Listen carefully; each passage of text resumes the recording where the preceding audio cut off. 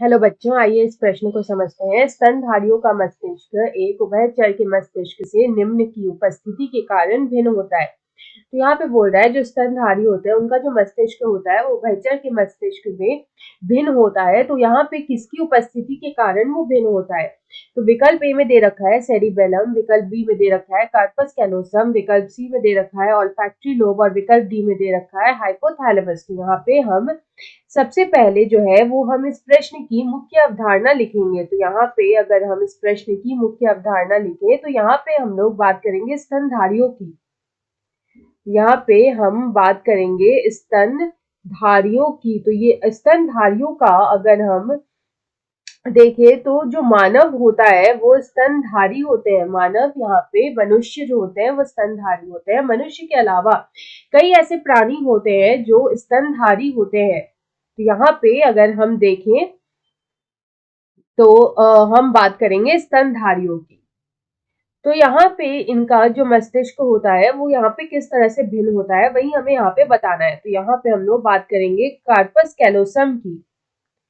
यहाँ पे हम लोग बात करेंगे कार्पस कैलोसम की। तो ये जो कार्पस कैलोसम होता है ये स्तनधारियों का जो मस्तिष्क होता है उसमें ये उपस्थित होता है। तो ये जो कार्पस कैलोसम है ये होता क्या है? तो हम लोग बोल सकते हैं कि ये जो कार्पस कैलोसम है ये एक तरह का तंत्रिकीय ऊतकों होते हैं। ये तंत्रिकीय ऊतकों होते हैं और ये जो तंत्रिकीय ऊतकों होते हैं ये एक चौड़ी पट्टी होती है।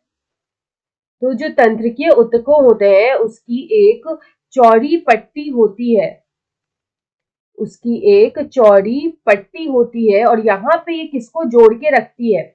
ये जो चौड़ी पट्टी होती है ये यहाँ पे सेरिब्रल हेमिस्फीयर को जोड़ती है। तो हम लोग यहाँ पे लिख सकते हैं कि ये किसको जोड़ती है?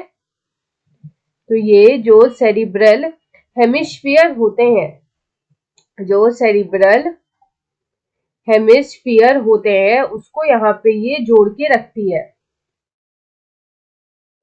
तो हम बोल सकते हैं कि जो सेरिब्रल हेमिस्फीयर को जोड़ती है, किसको जोड़ती है ये? तो ये सेरिब्रल हेमिस्फीयर को जोड़ती है। तो यहाँ पे जो कार्पस कैलोसम होती है वो तंत्रिकीय ऊतकों की एक चौड़ी पट्टी होती है जो सेरिब्रल हेमिस्फीयर को जोड़ती है। और ये कहाँ पे उपस्थित होती है? तो ये हमें मिलते हैं अग्र मस्तिष्क में।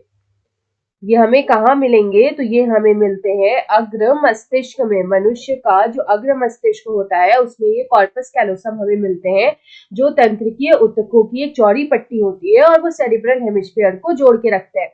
ये जो सेरिब्रल हेमिस्फीयर होते हैं ये मानव जो मस्तिष्क होता है उसका ये काफी बड़ा हिस्सा होता है। तो यहाँ पे ये जो सेरिब्रल हेमिस्फीयर है इसमें हम लोग बोल सकते हैं कि ये जो सेरिब्रल हेमिस्फीयर है ये मानव शरीर का बहुत बड़ा हिस्सा होता है। इसमें हमें 300